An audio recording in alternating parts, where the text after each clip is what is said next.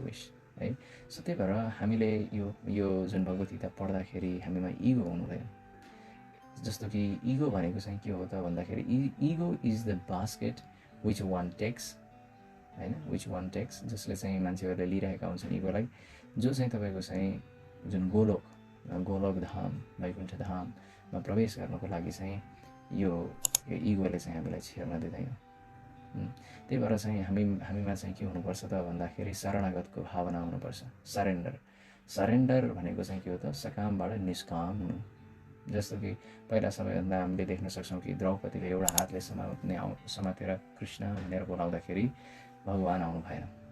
तर जब अन्तिममा ओ कृष्ण भनेर चाहिँ उहाँले जब भगवान्लाई द्रौपदीले दुवै हात जोडेर ओ कृष्ण भनेर चाहिँ उहाँले बोलाउनुहुन्छ, त्यस पछाडि भगवान् श्रीकृष्ण के गर्नुहुन्छ, त्यहाँ आउनुहुन्छ र यस्तो सारी दिनुहुन्छ। सायद हामीले यस्तो सारी कहिले पनि सुनेका थिएनौँ होला कि दुशासनले त्यो सारी तान्ने प्रयास गर्छ तर त्यो सारी कहिले पनि सकिँदैन। ऊ थाकेर ऊ स्यास्या भइसक्यो तर त्यो सारी सकिँदैन।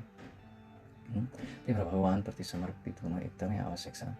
र कृष्णप्रति समर्पित हुनु भनेको कृष्णको रिप्रेजेन्टेटिभ अर्थात् गुरुप्रति समर्पित हुनु, गुरुको आदेशप्रति समर्पित हुनु।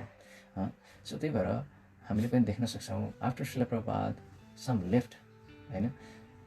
जहिले पनि हामीले बुझ्नुपर्छ कि हामीले निर्देशनलाई आदेशलाई पालना गर्नु अत्यन्तै महत्त्वपूर्ण छ। जब प्रभुपादजी यो धराधाम यो चाहिँ संसारलाई छोडेर भगवत धाम जानुभयो, त्यस पछाडि धेरै व्यक्तिहरू धेरै भक्तहरूले यो हरे कृष्ण अभियानलाई छोडे, माला जप्न छोडे। यस्तो किन भयो त भन्दाखेरि उनीहरू चाहिँ प्रभुपादजीको यो शास्त्रको आदेशलाई पालना गरेनन्।